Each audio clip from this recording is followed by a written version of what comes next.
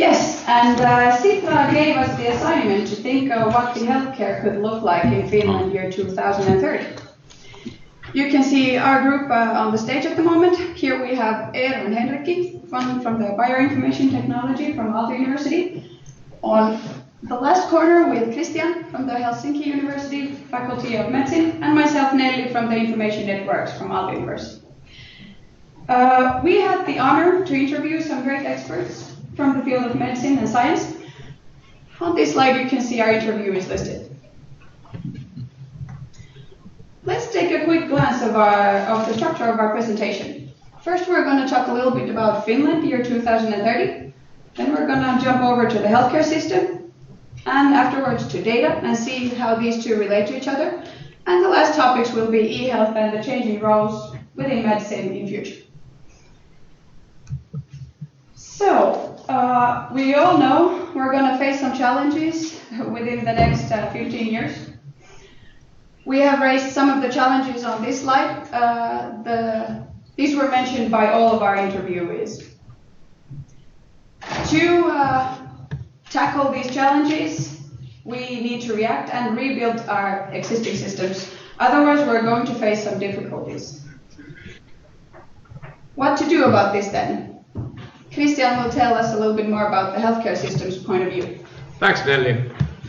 We looked at the Finnish healthcare system from an economical perspective, and we divided our inspection into public and private sectors. Let's take first look on the public sector. As all of us know, the Finnish healthcare system faces some dramatic challenges in the near future. Here are some of the problems that our interviewees brought up. Let's take the weak incentives as an example. In many municipalities, it is often the case that the only target of the healthcare department is just to comply with the minimum requirements of the legislation. It is obvious that this doesn't always lead to decisions that will maximize the health benefits at a populational level. In this other part, we have visioned some of the possible solutions to these problems. For example, integrating services helps in promoting the overall health benefits. As we know, all of the health outcomes are not created in the healthcare sector alone. Let's move on to the private sector. We predict that competition will increase in the private healthcare market. There are 3 reasons to this: new service concepts, new pricing strategies, and competition from other industries. We have gathered here some case examples from all these 3 topics. First, Virtual, a US-based company, offers fast diagnosis and treatment plan completely online. Below you can see some savings that they have estimated the patient to make by using the service. Next, Finnish Healthy offers occupational health services at a fixed monthly rate. This gives them the incentive to keep their customers' employees as healthy as possible, and in the case that they do get sick, keep the treatment processes as simple as possible. Terveys is affiliated with the S Group, and they have their practice located at a Prisma supermarket. They offer reward points from their service fees, just as the other sectors in the S Group. So this is clearly a new type of player in the healthcare market. In this figure, we have presented some of the different service models in the healthcare sector. In the left, you can see Virtual, which I mentioned earlier, that requires the least contact. And on the right, a traditional health service, such as a doctor's appointment. Great. Next, Henka will give us some insights about data-driven healthcare. Thank you, Christian. Okay. So, technology, obviously a great facilitator on the medical field. We can roughly divide it into existing and new technologies. Existing are the ones that are already in clinical use, such as medical imaging in its many appliances.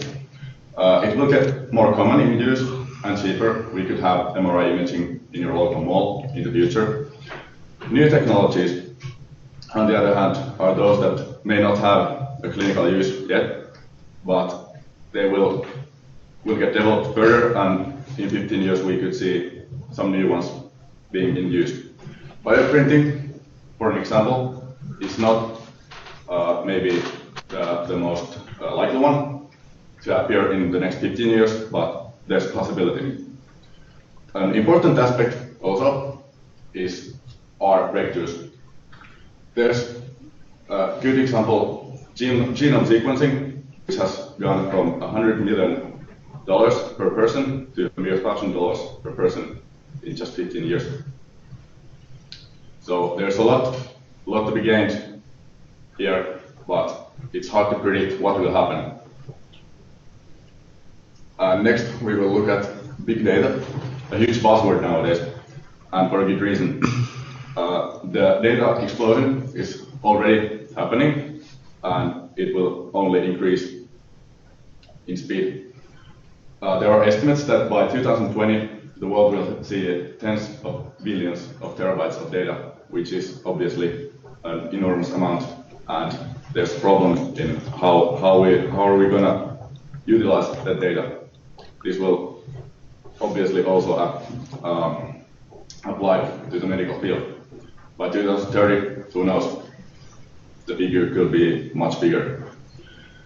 There's also a problem in that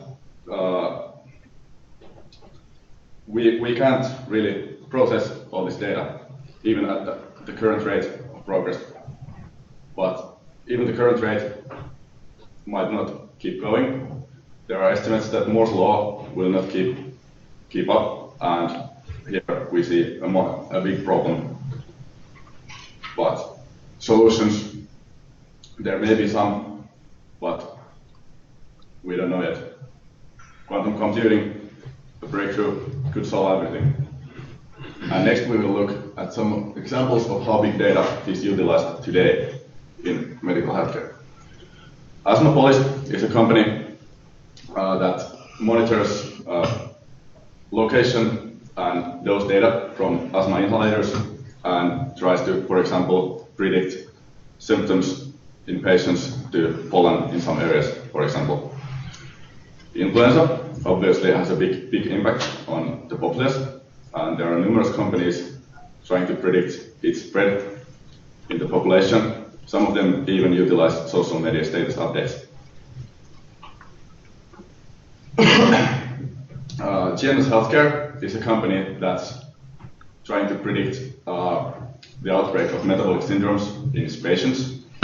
And they do this by gathering a large amount of data and looking for risk factors in certain groups of patients.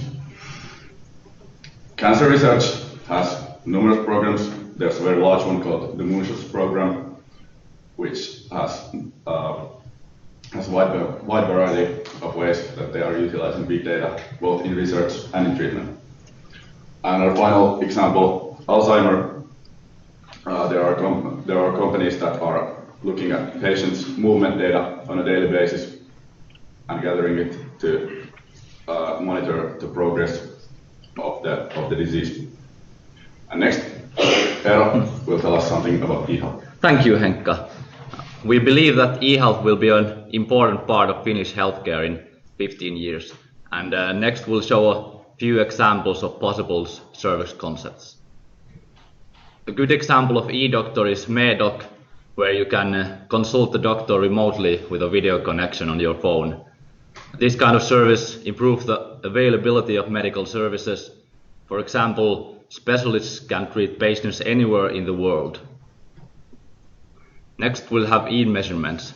The Taito platform and device is a good example of this. It will be released soon at around a $200 price rate. You can, for example, take a picture of your throat and ears and send it to the doctor, who can use it to diagnose remotely. The point of virtual health check and coaching is that it's available anytime, anywhere.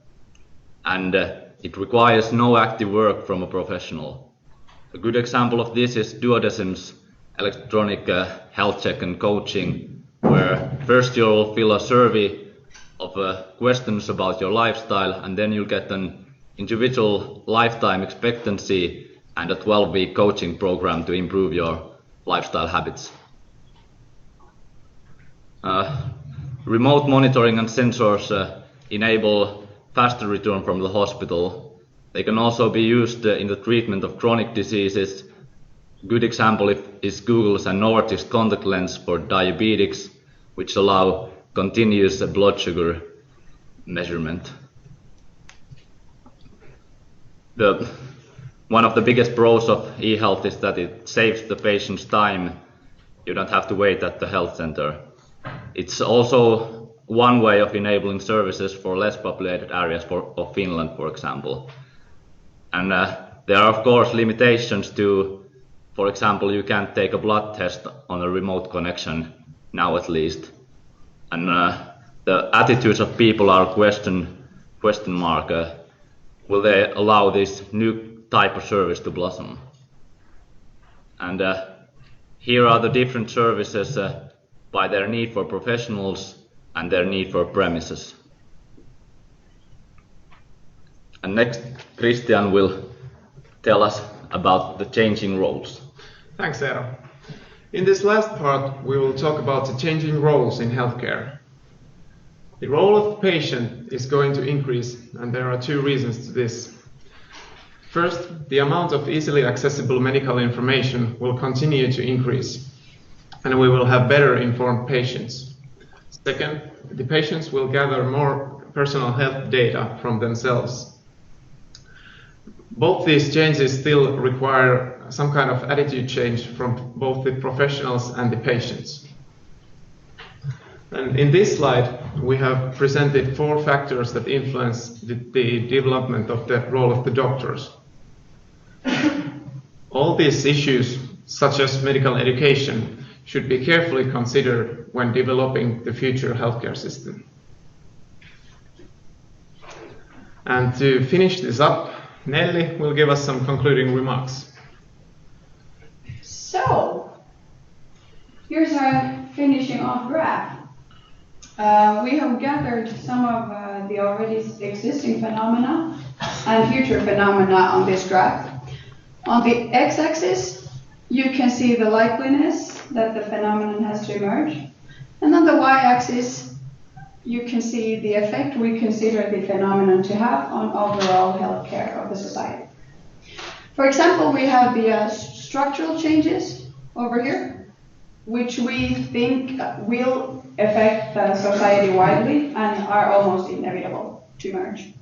Then again, we have the integration of the information systems, which we do think would have a great effect, but at least during the next 15 years, we don't consider that as a likely phenomenon to emerge.